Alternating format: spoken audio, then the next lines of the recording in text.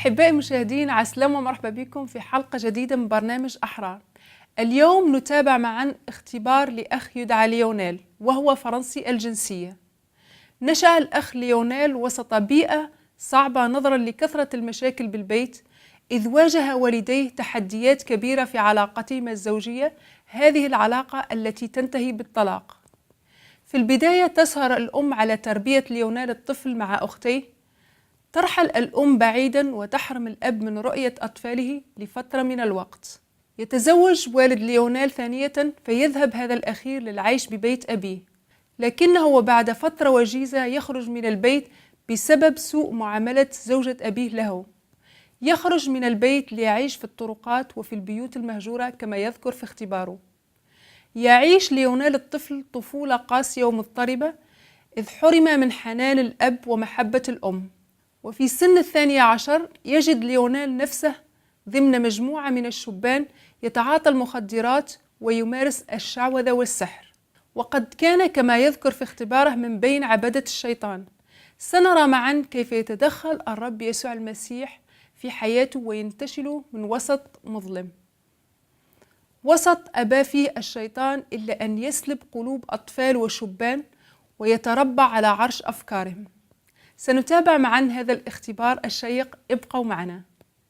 Bonjour, je suis Lionel Fouché, je vis avec mon épouse depuis 24 ans, nous sommes mariés maintenant, nous avons 3 filles et qui sont déjà très grandes et nous sommes pasteurs dans le sud de la France depuis quelques années. Nous avons été aussi dans d'autres régions de France ainsi qu'à l'étranger. Je vous remercie vraiment pour cette opportunité que vous me donnez de témoigner de ma foi, de vous raconter ce que Jésus a fait dans ma vie, parce qu'il est évident que je ne suis pas né comme ça, mais à un moment donné, la foi est venue dans mon cœur, et ce que j'aimerais vraiment faire ressortir aujourd'hui, c'est que Jésus guérit les cœurs brisés.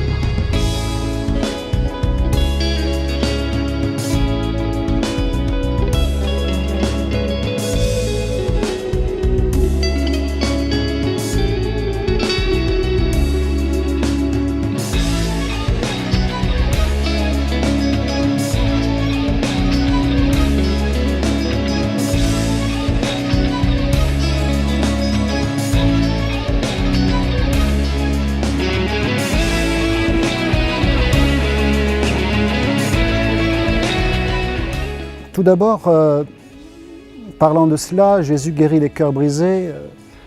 Peut-être vous raconter tout d'abord comment vous donner un aperçu de ma vie en tant qu'enfant. Avec mes 2 sœurs, c'était difficile.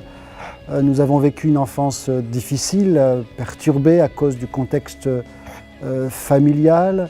Ma mère donc a vécu aussi en Algérie. Du côté de ma mère, il venait d'Algérie.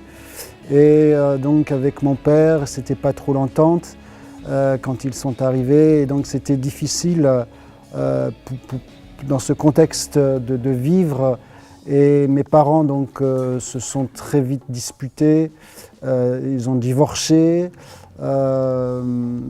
Et puis ma mère est partie aussi. Et puis il nous a amenés sans le savoir, sans que mon père sache où vraiment on était.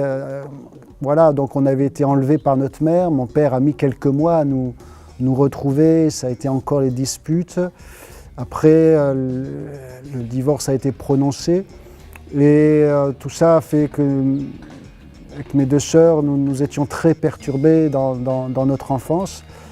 Et on a grandi comme cela, et puis après j'ai été aussi victime de violences parce que mon père s'était remis avec une femme qui me malmenait. Et voilà, donc ça a été difficile de vivre comme ça dans ce contexte. Et à ce moment-là, bien sûr, nous n'étions pas du tout chrétiens, nous ne savions pas qui était Jésus. Bien sûr, on en avait entendu un petit peu parler, comme beaucoup peut-être, on peut entendre parler de Jésus, mais on en entendait mal parler. Mais déjà, en tant qu'enfant, déjà, j'étais intrigué vraiment par la personne de Jésus. Et je me rappelle, alors que vraiment on n'était pas du tout dans un contexte de foi, quand j'étais seul dans ma chambre, quand je pouvais me retrouver seul, eh bien je priais Dieu. Et là, il est écrit dans la Bible qu'il a mis dans leur cœur la pensée de l'éternité. C'est extraordinaire de voir comment eh bien, Dieu, dès l'enfance, peut aussi toucher un cœur et l'amener à la foi. Bien sûr, tout ça, il y avait une recherche dans mon cœur de qui est Dieu, mais notre enfance étant ce qu'elle a été, nous étions un petit peu perturbés psychologiquement à cause de tout ce contexte dans lequel nous étions. Ça marque les enfants. Et donc après, en grandissant, arrivé à l'adolescence, commencer à être jeune, vers 12 ans, ça n'allait pas, et bien sûr, à cet âge-là, c'est la découverte de certaines choses, et malheureusement, l'amour, l'affection que nous n'avions pas dans le foyer, dans la famille, nous l'avons cherché ailleurs. Pour ma part, je ne parlerai pas de mes sœurs, mais pour ma part, ça a été dans des groupes de jeunes où nous étions en France, qu'on appelle les punks, dans la branche gothique. Alors j'avais la crête, j'étais habillé comme peuvent être habillés les gothiques, on faisait tout et n'importe quoi, beaucoup de violence, de l'alcool, de la drogue, et puis c'est un milieu très obscur aussi, où il y a beaucoup de sciences occultes, de sorcellerie, donc je m'adonnais à ces choses-là.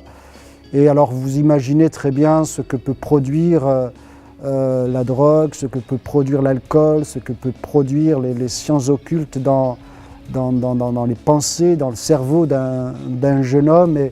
Et à côté de ça, bien sûr, il y avait toujours cette recherche spirituelle. Mais j'étais toujours insatisfait. Et j'aimais ce milieu-là, vraiment, j'aimais ce milieu de drogue, j'aimais ce milieu de délinquance, de petite délinquance, on va dire, c'était pas non plus la grande délinquance, mais j'aimais ce milieu-là. Et jusqu'au jour où je ne pouvais plus m'arrêter. La police m'a arrêté, je suis passé devant un tribunal pour mineurs parce que je n'étais pas encore majeur à l'époque, j'étais encore adolescent. Mais ça ne m'a pas arrêté. Certains amis ont voulu m'arrêter, mais ça ne m'a pas arrêté. Mais le seul qui a pu m'arrêter, c'est Jésus. Mais avant de vous raconter cette rencontre avec Jésus, il y a peut-être un épisode de ma vie encore intéressant. C'est que, voilà, après, quand je suis devenu majeur, j'ai tout laissé tomber. Mes sœurs n'étaient plus à la maison, je me suis retrouvé seul avec mon père, et donc à 18 ans, je suis parti sur les routes où je vivais de mendicité, où je vivais de petits vols, des choses comme cela. Et ça a duré des mois, j'ai traversé la France à pied, de long en large, d'est en ouest. Et voilà, ça a duré des mois, donc je dormais dehors, je dormais dans des maisons abandonnées.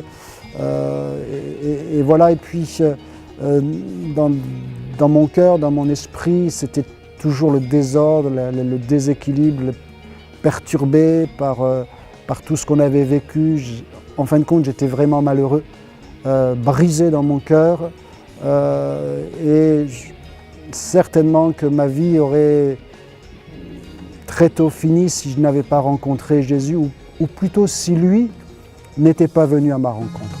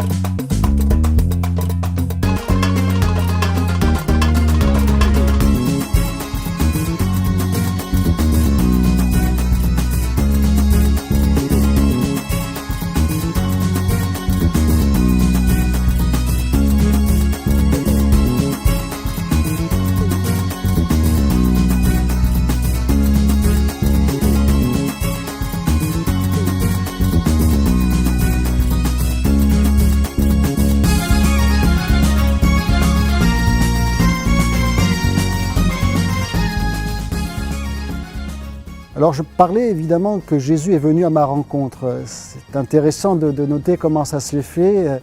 Alors je vais vous raconter un peu plus en détail comment ça s'est fait cette rencontre avec Jésus. Je me trouvais dans la ville de Castres. Je ne suis pas resté longtemps, j'étais de passage avec un ami. Je suis resté une semaine, à peu près à peine une semaine. Et le premier soir, je suis arrivé dans cette ville. Il y avait là un ami et avec qui on a consommé de la drogue, même beaucoup. Et puis il y avait un autre jeune qui commençait aussi à venir dans une église évangélique. Et là, il nous a parlé avec ses mots à lui de l'évangile, mais il ne connaissait pas grand-chose. Il découvrait tout juste ce que c'est que l'évangile. Et il s'est passé quelque chose d'extraordinaire ce soir-là, que moi seul ai vu. C'est que, en fin de compte, Jésus m'est apparu. Et il ne me disait rien, mais il me regardait simplement. Mais ses regards voulaient en dire long, et ça a suffi pour toucher mon cœur. Dans ses regards transpirait, j'allais dire l'amour. Sortait l'amour dans son cœur. Et j'ai compris à quel point Jésus m'aimait. Et je connaissais quasiment rien de l'Évangile. Comme je le disais, je n'avais pas grandi dans une famille chrétienne, la foi ne nous a pas été transmise, mais j'ai compris à quel point Jésus nous aimait, un petit peu comme l'apôtre Paul sur le chemin de Damas, une rencontre personnelle avec Jésus. C'est lui qui est venu à ma rencontre. Et là, toute cette nuit-là, je n'ai pas pu dormir et je pensais à tout cela. Et toute ma vie, en fin de compte, toute cette vie que j'avais vécue dans la débauche était en train de s'écrouler. J'avais rencontré celui qui nous aime et j'ai compris le sens de la croix cette nuit-là. J'ai compris cela et j'ai demandé à Dieu pardon pour mes péchés. J'ai compris que c'était pour moi que Jésus était monté sur la croix. Mais voilà, je ne connaissais encore rien de la foi chrétienne, je ne connaissais encore rien de l'Évangile. Et le lendemain matin, on a fait ce qu'on faisait comme d'habitude. On a pris de la drogue, on en a repris dans la matinée. Puis arrivé aux alentours de midi, j'ai dit à mon ami qui commençait à vouloir en reprendre, j'ai dit moi j'arrête, c'est terminé pour moi parce que j'avais compris que ce n'était pas en accord avec ce que j'avais cru la veille au soir. Alors il me dit mais on va quand même pas jeter, hein, la drogue ça coûte cher. J'ai dit toi tu fais ce que tu veux, mais pour moi c'est terminé. Et ça a été terminé du jour au lendemain. Toute cette prise de drogue, ça a été terminé parce que j'avais trouvé celui qui est la vie. Alors, je disais tout à l'heure en introduction que Jésus guérit les cœurs brisés. Bien sûr, il m'a rendu plus que vainqueur de la puissance de la drogue, mais il y avait quelque chose d'autre à guérir dans mon âme, c'était toutes ces blessures dues au passé, au contexte familial, et j'avais vraiment besoin d'une guérison intérieure. Et cette guérison, elle est venue rapidement parce que j'ai compris à quel point Jésus m'aimait, et j'ai compris le pardon. Et donc je suis allé, bien sûr, après cela, parler de ma foi à ma famille. Ils n'ont rien voulu entendre, mais il y avait quelque chose de nouveau dans ma vie. Maintenant, ça ne me faisait plus souffrir, toutes ces choses-là, parce que Jésus avait mis sa paix dans mon cœur. Et j'aimerais dire que vous pouvez vivre la même chose, que vous ayez été malmené pendant votre enfance, que vous ayez connu des choses difficiles. Jésus est celui qui guérit les cœurs brisés. Et donc, à partir de ce moment-là, une joie nouvelle est rentrée dans ma vie. J'ai eu de suite envie d'annoncer l'Évangile, de témoigner de ma foi, et j'en parlais un peu partout. Et quelque chose vraiment d'extraordinaire quand on découvre Jésus, le chemin, la vérité et celui qui est la vie. Il y a quelque chose qui s'opère dans le cœur qu'on ne peut pas garder pour soi, mais on veut en parler autour de soi. Et ça a été plus loin parce que j'ai ressenti dans mon cœur que Jésus m'appelait à répandre l'Évangile. Et donc je suis quelque temps après cela, Je me suis inscrit dans une école biblique et puis je suis rentré comme pasteur stagiaire. Ça fait déjà quelques années, puisque c'était en 1992 que j'ai commencé à être pasteur stagiaire. Mais voilà, depuis lors, maintenant, je tiens à parler de l'amour de Jésus.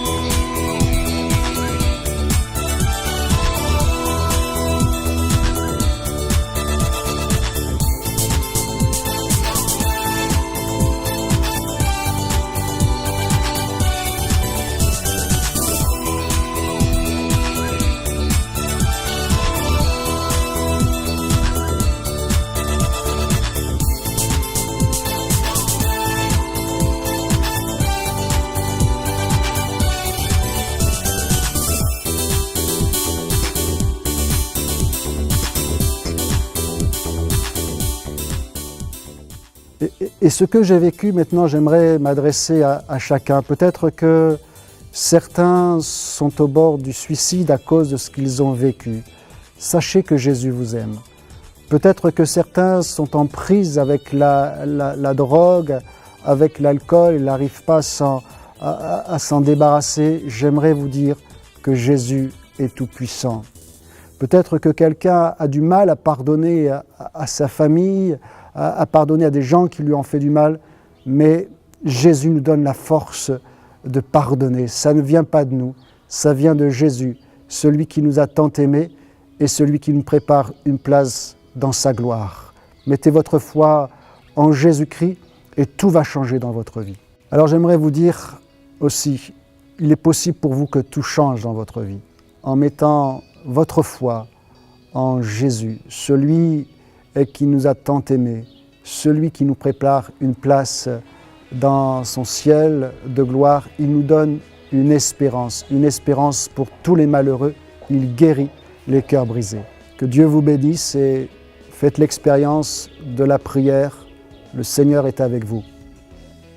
آمين. اختبار رائع فيه نرى أنه لا أمر يعسر على إلهنا العظيم القدرة، إلهنا الذي مد يمينه القديرة وخلص نفس الأخ ليونيل الذي عاش لسنوات طويلة يخدم ملك الظلمة أي الشيطان ويعبده.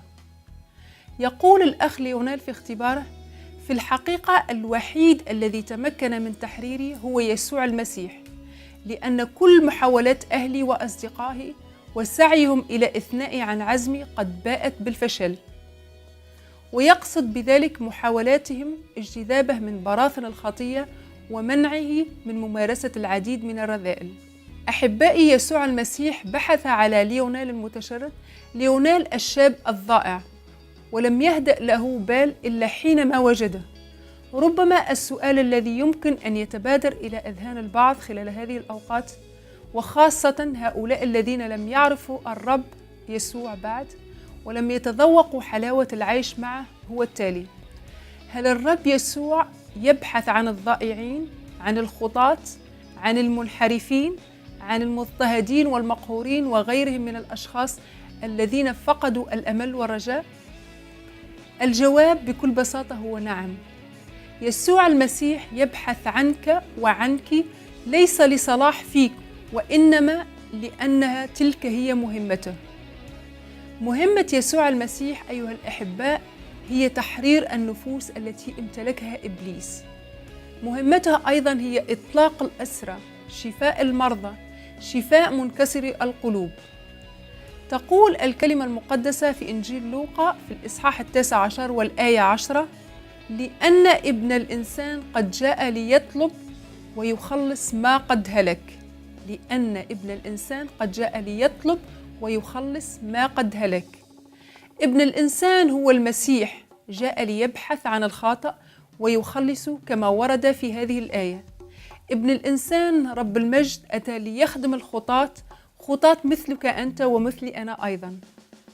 أتى ليبحث عنهم، وما البحث عنهم إلا تأكيد على تواضع إله قدير، إله محب، إله بذل نفسه من أجل الخطاة، إله تحنن على الأخ ليونيل ولم ترضيه حياة هذا الأخير. ماذا فعل إذن؟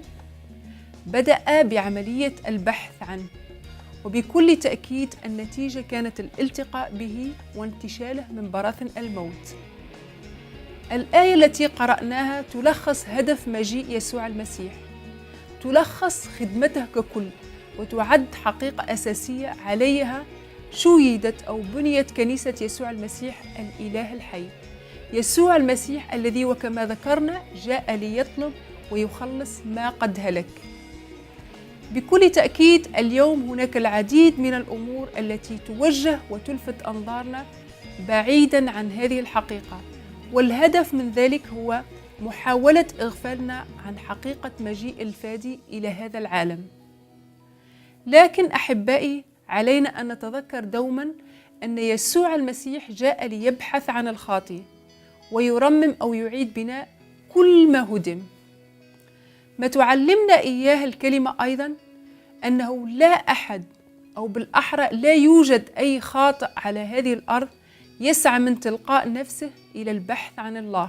معنى ذلك أن الله هو الذي يمهد الطريق أمام كل من يريد أن يطلبه أو يبحث عنه، لأن الكلمة المقدسة تقول في الرسالة إلى أهل روميا أنه ليس بار، ليس من يفهم، ليس من يطلب الله، لا أحد. الجميع زاغوا وفسدوا، الجميع ضلوا الطريق وانتهجوا طرق ردية، طرق تبحر بهم بعيداً على الله. فالله إذن هو الذي يهيئ القلوب ويزرع بداخلها الشوق إلى البحث عنه ومعرفته. إذن أخي المشاهد، أختي المشاهدة، إن كنت اليوم واقف في مفترق طرق ولا تعلم أي طريق تنتهج أو أي طريق تمتطي، اعلم أن الله يراقب من علاه. الله يراقب كل ما يحدث معك.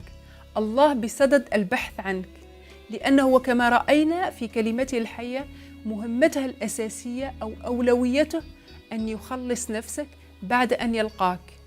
أخي المشاهد، أختي المشاهدة، لا تقسي قلبك إن كنت قد سمعت عن المسيح. لا تقسي قلبك إن كنت الآن بصدد متابعة هذا الاختبار. اعلم أن الله بانتظارك، سيغفر كل خطاياك ويحرر نفسك مثل ما حرر نفس الأخ ليونيل الذي كان يخدم ملك الظلمة طيلة سنوات عديدة، واليوم أصبح راعي بإحدى الكنائس يخدم ملك النور، يخدم يسوع المسيح. ويخبر أيضا عن عظيم عمل هذا الملك في حياة الخطاة. نصلي أن تفتح أنت أيضا قلبك لهذا الملك فينير فكرك وتعرف الحق. في الحلقة القادمة من برنامج أحرار سنتابع اختبار لأخت تدعى عاقلة. نشكركم على حسن متابعتكم لهذه الحلقة ولهذا الاختبار، وإلى اللقاء في حلقة جديدة من برنامج أحرار.